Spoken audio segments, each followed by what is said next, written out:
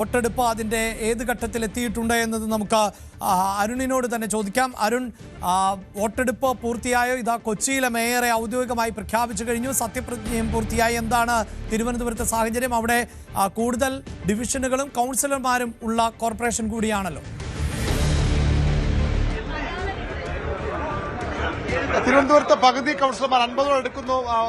Vote ചെയ്യുന്ന കൗൺസിലർമാരുടെ എണ്ണം 1 മുതൽ ആ നമ്പർ ക്രമത്തിലാണ് വരുന്നത്. അങ്ങനെ 50-ാം വാർഡിലേക്ക് എത്തുന്നതേ ഉള്ളൂ തിരുവനന്തപുരത്തെ വോട്ടിംഗ്. അതിനുശേഷം മാത്രം കൌണ്ടിംഗ് ഉണ്ടാകും. ഏതാണ്ട് അരമണിക്കൂറെങ്കിലും വേണ്ടിവരുമെന്ന് വേണം കരുതാൻ. പ്രധാനപ്പെട്ട സ്ഥാനാർത്ഥികൾ വി രാജേഷും കെ ശബരിനാഥനും ഇതിനകം വോട്ട് രേഖപ്പെടുത്തി കഴിഞ്ഞു. രണ്ട് മുന്നണികളുടെ മേയർ സ്ഥാനാർത്ഥികളാണ്. രണ്ടുപേരും വോട്ട് രേഖപ്പെടുത്തി കഴിഞ്ഞു. വാർഡുകളുടെ നമ്പർ ക്രമത്തിലാണ് തിരുവനന്തപുരത്ത് വോട്ടെടുപ്പ് പുരോഗമിക്കുന്നത്. കൊച്ചിയിലൊക്കെ ഇത് ദൃശ്യമാധ്യമങ്ങളിലൊക്കെ നേരിട്ട് ടെലികാസ്റ്റ് ചെയ്യാനുള്ള അവസരമുണ്ടെങ്കിൽ തിരുവനന്തപുരത്ത് അത് അനുവദിച്ചിട്ടില്ല. കൌൺസിലർമാരും തെരഞ്ഞെടുപ്പ് ഉദ്യോഗസ്ഥരും മാത്രം ഹാളിൽ മതി എന്ന നിർദ്ദേശമാണ് ജില്ലാ കളക്ടർ നൽകിയത്. അതിനടിസ്ഥാനത്തിൽ മാധ്യമങ്ങൾക്ക് അവിടേക്ക് പ്രവേശനമില്ല. ഏതായാലും ഇനിയും ഒരു അരമണിക്കൂറെങ്കിലും വേണ്ടിവരും പോളിംഗ് പൂർത്തിയാകാൻ എന്നാണ് നമുക്ക് ലഭ്യമാകുന്ന വിവരം. അതിനുശേഷം കൌണ്ടിംഗ് ആരംഭിക്കും. കൌണ്ടിംഗ് കഴിഞ്ഞാൽ ഉടൻ തന്നെ വിജയിയെ പ്രഖ്യാപിക്കുകയും ചെയ്യും. ഏതായാലും ഇപ്പോഴും അവിടെ തിരുവനന്തപുരം നഗരസഭ മേയറെ കണ്ടെത്താനുള്ള വോട്ടെടുപ്പ് പുരോഗമിക്കുകയാണ്. അഭിലാഷ്. യെസ്, എന്തായാലും വോട്ടെടുപ്പ് പുരോഗമിച്ചുകൊണ്ടിരിക്കുന്നു. അടുത്ത മേയർ ആരെ എന്നത് നമുക്ക് അല്പസമയത്തിനകം അറിയാം. അതോടൊപ്പം തന്നെ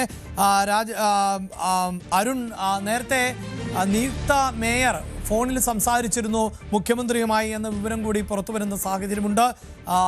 തീർച്ചയായും അത്തരം കീഴ്വഴക്കങ്ങൾ അത് സ്വാഗതാർഹമാകുന്ന ഒന്ന് തന്നെയാണ്. കാരണം മേയറായി ചുമതലയേൽക്കാൻ പോവുകയാണ്. വി രാജേഷ് വിജയം ഉറപ്പിച്ചിട്ടുള്ള ആളാണ്. അതുകൊണ്ട് തന്നെ വി രാജേഷ് മുഖ്യമന്ത്രി അടക്കം ഫോണിൽ ബന്ധപ്പെട്ടു എന്ന വിവരം കൂടി പുറത്തു വരുന്നുണ്ടല്ലോ.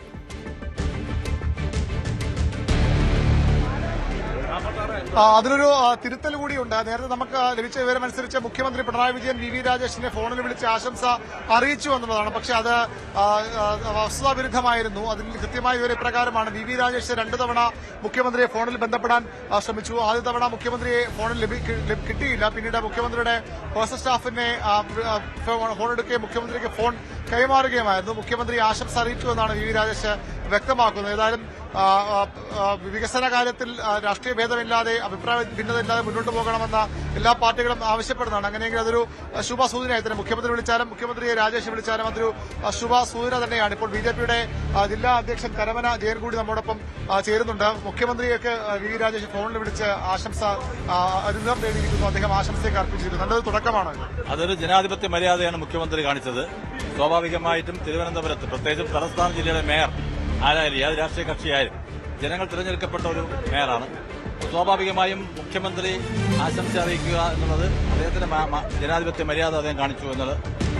തുടർ ഭരണത്തിലും അങ്ങനെ ഉണ്ടാകും. ഒരു പരസ്പരം സഹകരിച്ച് തന്നെ മുന്നോട്ട് പോകുമോ ബിജെപിയും സിപിഎമ്മും ഒക്കെ? തദ്ദേശ സ്വയംഭരണ സ്ഥാപനങ്ങളും സംസ്ഥാന സർക്കാരും കേന്ദ്ര സർക്കാരും എല്ലാം സഹകരിച്ച് പോയാലല്ലേ ജനങ്ങളുടെ പ്രതീക്ഷയ്ക്കൊത്ത് കാര്യങ്ങൾ ചെയ്യാൻ കഴിയും. അത്തരത്തിൽ നല്ലൊരു ഈ നഗരഭരണത്തിലേക്ക് എത്തിയിരിക്കുന്നു. 4 പ്രധാനപ്പെട്ട മണ്ഡലങ്ങൾ ഈ നഗരത്തിലുള്ളതാണ് നിയമസഭ. അപ്പൊ എത്രത്തോളം പ്രതീക്ഷയും ആത്മവിശ്വാസവും ഉണ്ട് ബിജെപിക്ക് നിയമസഭാ തെരഞ്ഞെടുപ്പിലേക്ക്? 4 നിയോജക മണ്ഡലങ്ങളിലും ബിജെപിയുടെ MLA ഉണ്ടാകും എന്നുള്ള കാര്യത്തിൽ സംശയമുണ്ട്.